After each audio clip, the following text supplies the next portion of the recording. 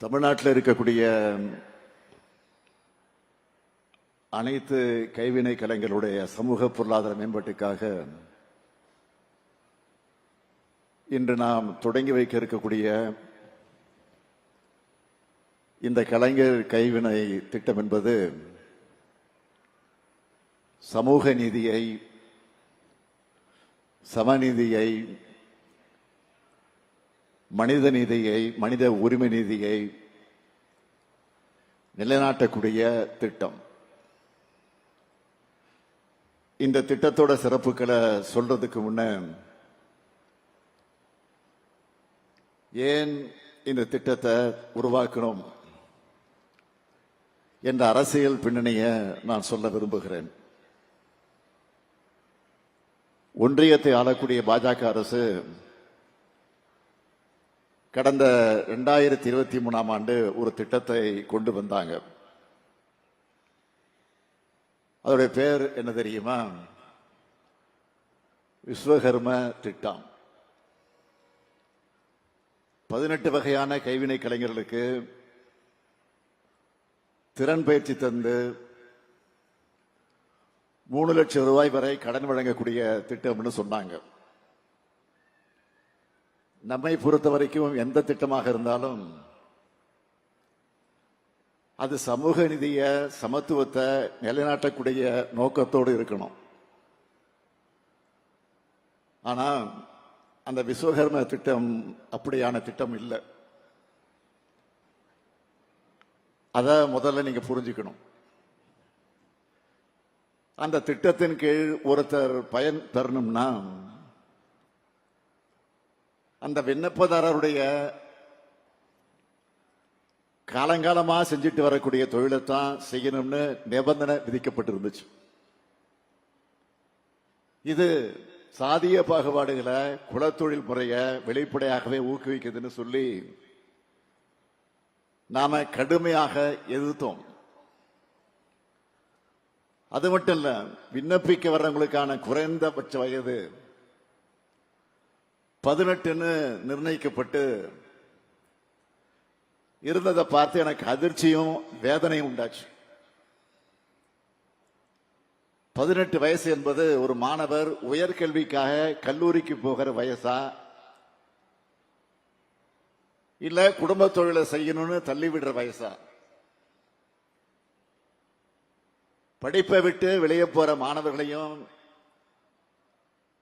மீண்டும் கல்வி சாலைக்குள்ள அழைச்சிட்டு வர்றதுதான் ஒரு அரசோட கடமையை தவிர அவங்கள படிப்பை விட்டு வெளியேற்றுறதும் அதுவும் குடும்ப தொழிலை செய்ய சொல்றதும் கிடையாது. நம்ம திராவிட மாடல் ஆட்சியில புதுமை பெண், தமிழ் புதல்வன் போன்ற திட்டங்கள் மூலமா ஸ்கூல் முடிச்ச எல்லோரும் உயர்கல்விக்கு போறத உறுதி செய்யணும்னு நாம பாடுபட்டு இருக்கிறோம். ஆனா ஒன்றிய பாஜக அரசு குலத்தொழிலை ஊக்குவிக்க பாடுபடுது. நாம நான் முதலும் திட்டத்தில் எதிர்கால உலகத்தை எதிர்கொள்ள தேவையான திறன் பயிற்சிகளை கொடுத்து நம்ம குழந்தைகள் பெரிய பெரிய நிறுவனங்கள்ல உயர் பொறுப்புகள்ல வேலை செய்யணும்னு நாம நினைக்கிறோம். ஆனா பாஜக என்ன நினைக்குது? குடும்ப தொழில பயிற்சி கொடுத்து அவங்கள வெளி உலகத்தை பார்க்க கூடாதுன்னு நினைக்குது. அதுவும் சாதிய வேறுபாடுகள் நிறைஞ்ச இந்திய சமூகத்தில் இது என்ன மாதிரியான விளைவுகளை ஏற்படுத்தும்? இத மனசாட்சி உள்ள ஒருத்தர் எப்படி பொறுத்துக்க முடியும்? அதுவும் 1950கள்ல குலக்கல்வி திட்டத்தை எதிர்த்து களம் கண்ட தமிழ்நாடு இது அனுமதிக்குமா? அந்த உணர்வோடு தான் தமிழ்நாடு அரசு இந்த திட்டத்தை செயல்படுத்த 3 முக்கிய மாற்றங்களை மேற்கொள்ள வலியுறுத்தி மாண்புமிகு பிரதமர் அவர்களுக்கு நான் கடிதம் எழுதினேன். அதில் நான் குறிப்பிட்டது, முதல் மாற்றம், விண்ணப்பதாரரின் குடும்பம் பாரம்பரிய தொழில ஈடுபட்டிருக்கணும் என்கிற கட்டாய நிபந்தனையை நீக்கி தகுதியான தொழிலையும் யார் வேண்டுமானாலும் செய்யலாம்னு மாத்தணும். அடுத்து இரண்டாவது மாற்றம், விண்ணப்பிக்க குறைந்தபட்ச வயது வரம்ப 18 35 உயர்த்தணும்.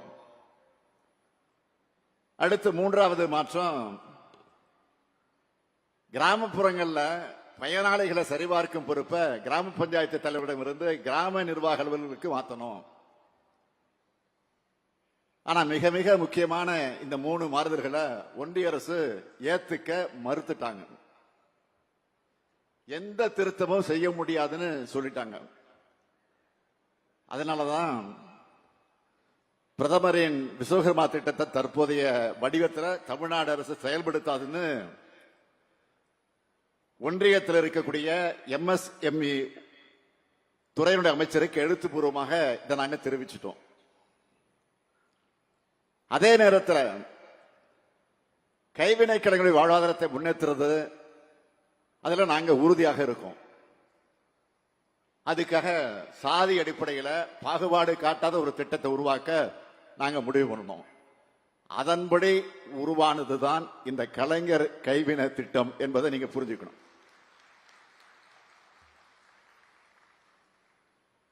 ஒன்றிய அரசினுடைய விஸ்வகர்மா திட்டத்தில் 18 தொழில்கள் தான் அதுல இருக்கு. ஆனா நம்ம கலைஞர் கைவினை திட்டத்தில் 25 வகையான தொழில்கள் சேர்க்கப்பட்டிருக்கு. ஒன்றிய அரசு திட்டத்தில் விண்ணப்பதாரர் அவருடைய குடும்ப தொழிலை மட்டும்தான் பார்க்க முடியும். ஆனா நம்ம திட்டத்தில் விரும்பி எந்த தொழிலையும் யார் வேண்டுமானாலும் செய்யலாம். கலைஞர் கைவினை திட்டத்தில் விண்ணப்பிச்சு குறைந்த வயசு 35 இருக்கணும்னு நிர்ணயிச்சிருக்கோம். அதனால கல்லூரிக்கு போற வயசுல குடும்ப தொழிலை பார்த்தா போதும்னு எந்த மாணவரும் நினைக்காம இருக்கிறத உறுதி செஞ்சிருக்கிறோம். இந்த திட்டத்தில் 50,000 முதல் 3 லட்சம் வரை மானியத்தோடு கடன் வழங்கப்படுது. விஸ்வகர்மா திட்டத்தில் மானியம் கிடையாது. இதுவரை 24,907 விண்ணப்பங்கள் வந்திருக்கு. இதுவரை 24,907 விண்ணப்பங்கள் இதுவரைக்கும் வந்திருக்கு. வங்கிகளுக்கு பரிந்துரைக்கப்பட்டு 8,951 பயனாளிகளுக்கு 170 கோடி ரூபாய் கடன் ஒப்புதல் அளிக்கப்பட்டிருக்கு. கலைஞர் கைவினை திட்டமானது தமிழ்நாட்டில் இருக்கக்கூடிய அனைத்து வகை கைவினை கலைஞர்களுக்கும் அதிகாரம் அளிக்கக்கூடிய வகையில் உருவாக்கப்பட்டிருக்கு. யாரையும் விளக்காம, சமூக பாகுபாடு பார்க்காம உருவாக்கப்பட்டிருக்கு. ஆர்வமான கைவினைஞர்கள் விரும்பின தொழிலை செய்யலாம் என்கிற அடிப்படையில் தான் இந்த திட்டத்தை உருவாக்கி இருக்கும். ஒரு காலத்தில் அப்பா பார்த்த தொழிலை தான் பிள்ளையும் பார்க்கணும்னு குலத்தொழில் முறை இருந்துச்சு. அந்த அடிப்படையில் தொடக்கத்திலே நான் சொன்ன மாதிரி அப்பா தொழிலை மகனுக்கு கற்றுத்தர குலக்கல்வி முறைய ராஜாஜி ஆட்சி காலத்தில் உருவாக்கினாங்க. அப்போ இதுக்கு எதிராக தந்தை பெரியாரும் பேரறிஞர் அண்ணாவும் போராடினாங்க. பெருந்தலைவர் காமராஜர் அவர்கள் தான் அந்த முறையை திரும்ப பெற்றார். இத்தனை ஆண்டுகளாகியும் சிலரோட மனசுல இருந்து அந்த பழமைவாதம் இன்னும் போகல என்பதன் அடையாளம் தான் விஸ்வகர்மா திட்டம்.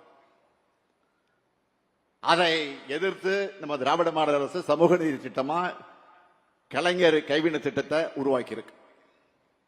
இதுதான் காலத்துடைய வெற்றி. இதுதான் திராவிட இயக்கத்துடைய வெற்றி. போராடும் இடத்திலிருந்து நம்ம மாற்று திட்டத்தை உருவாக்குற வளர்ச்சியை அடைஞ்சிருக்கிறோம். இது ஒரு கட்சியின் ஆட்சி அல்ல, ஒரு கொள்கையின் ஆட்சி. நான் தொடர்ந்து சொல்லிட்டு வரேன். அந்த அடிப்படை தான் இது போன்ற திட்டங்களை தீட்டுறோம். தமிழ்நாடு இன்றைக்கு மாபெரும் வளர்ச்சியை பெற்றிருக்குன்னு சொன்னா பெரு நிறுவனங்களால மட்டுமே இந்த வளர்ச்சி வந்துடல. சிறு குறு நடத்துற நிறுவனங்களால தான் இந்த வளர்ச்சியை நாம சாத்தியமாக்கி இருக்கிறோம். இந்த துறைக்கு பொறுப்பேற்றிருக்கக்கூடிய நம்முடைய அருமை சகோதரர் மாண்புமிகு தாம அன்பரசன் அவர்கள் இந்த துறையை சிறப்பா வளர்த்தெடுத்துக் கொண்டு வருகிறார். கடந்த 10 ஆண்டுகள்ல இல்லாத அளவுக்கு MSME நிறுவனங்களை அவர் வளர்த்தெடுத்திருக்கிறார். அவை பெருந்தொழிலுக்கு துணையாக இருந்து நாட்டின் இன்க்ளூசிவ் மற்றும் ஆல்ரவுண்ட் சமூக வளர்ச்சிக்கு குறிப்பிடத்தக்க பங்களிக்குது. உள்ளூர் வளங்களை பயன்படுத்தி அந்த பகுதி மக்களுக்கு வேலை வாய்ப்பு வழங்குறதுல மக்கள் வேலை தேடி தொலைதூரங்களுக்கு இடம்பெயராது பெருமளவு தடுக்கப்படுது.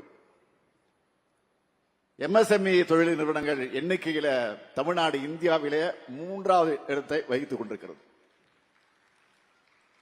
தமிழ்நாட்டில் சுமார் 31 லட்சம் MSME தொழில் நிறுவனங்கள் பதிவு செய்யப்பட்டிருக்கு.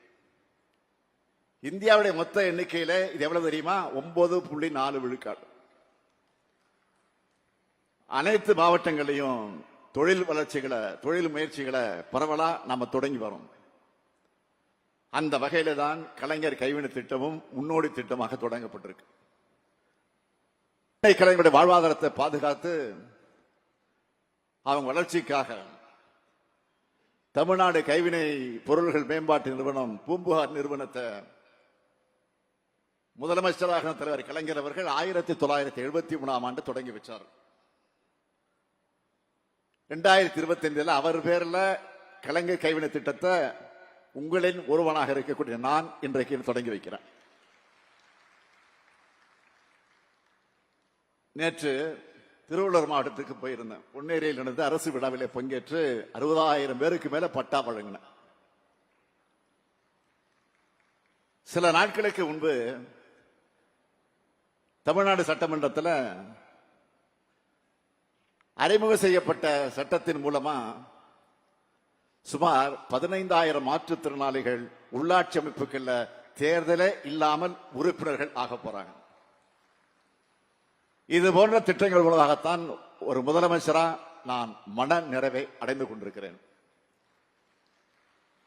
கலைஞர் கைவினை திட்டத்தில் சேர்ந்து நிதியுதவி பெற்று தொழில் தொடங்கும் பயனாளிகள் அனைவருக்கும் என்னுடைய வாழ்த்துக்களை தெரிவிச்சுக்க விரும்புகிறேன்.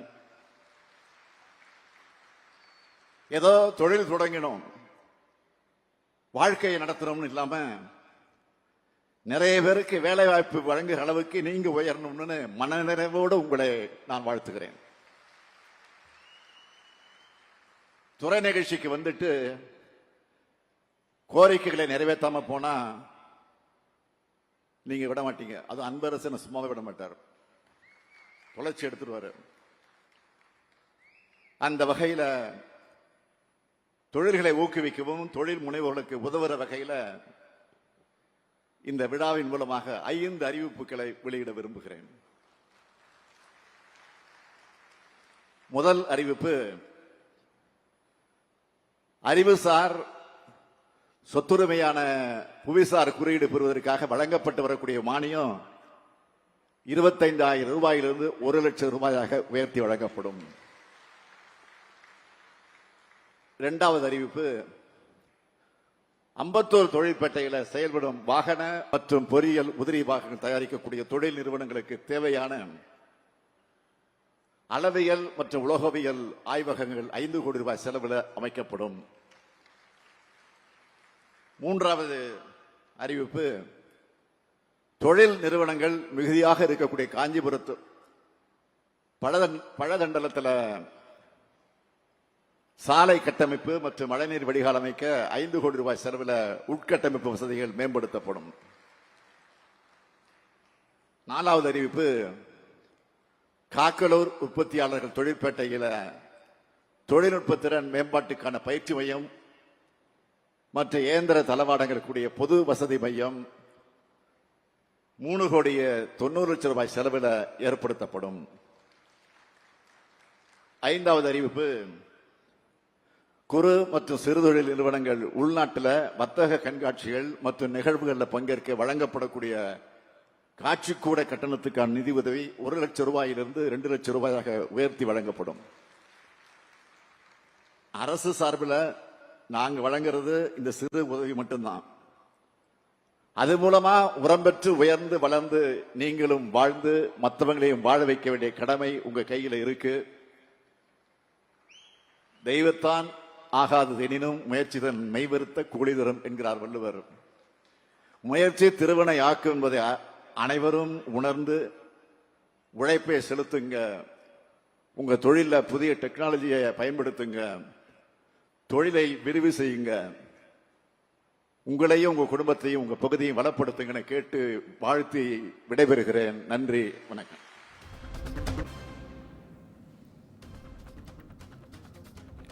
சிறு குறு மற்றும் நடுத்தர தொழில் நிறுவனங்கள் துறை சார்பில் கலைஞர் கைவினை திட்டம் முதலமைச்சர் மு.க.ஸ்டாலின் தற்பொழுது தொடங்கி வைத்திருக்கிறார்.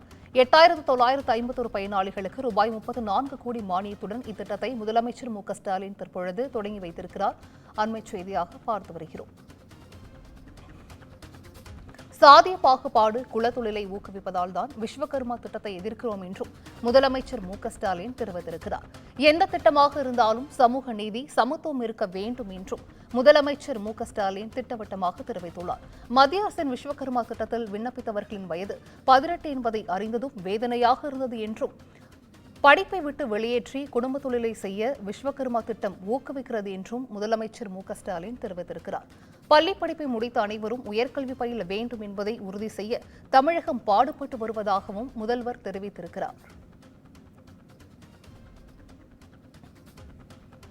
சிறு குறு மற்றும் நடுத்தர தொழில் நிறுவனங்கள் துறை சார்பில் கலைஞர் கைவினை திட்டத்தை முதலமைச்சர் மு.க.ஸ்டாலின் தற்போது தொடங்கி வைத்துள்ளார்.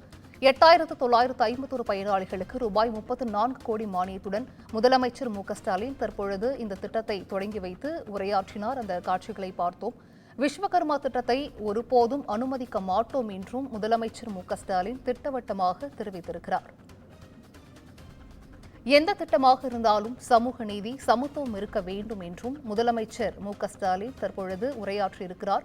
மத்திய அரசின் விஸ்வகர்மா திட்டத்தில் விண்ணப்பித்தவர்களின் வயது 18 என்பதை அறிந்ததும் மிகுந்த வேதனையடைந்ததாக முதலமைச்சர் தெரிவித்துள்ளார். படிப்பை விட்டு வெளியேற்றி குடும்ப தொழிலை செய்ய விஸ்வகர்மா திட்டம் ஊக்குவிக்கிறது என்றும் பள்ளி படிப்பை முடித்த அனைவரும் உயர்கல்வி பயில வேண்டும் என்பதை உறுதி செய்ய தமிழகம் பாடுபட்டு வருகிறது என்றும் முதல்வர் மு.க.ஸ்டாலின் தெரிவித்திருக்கிறார்.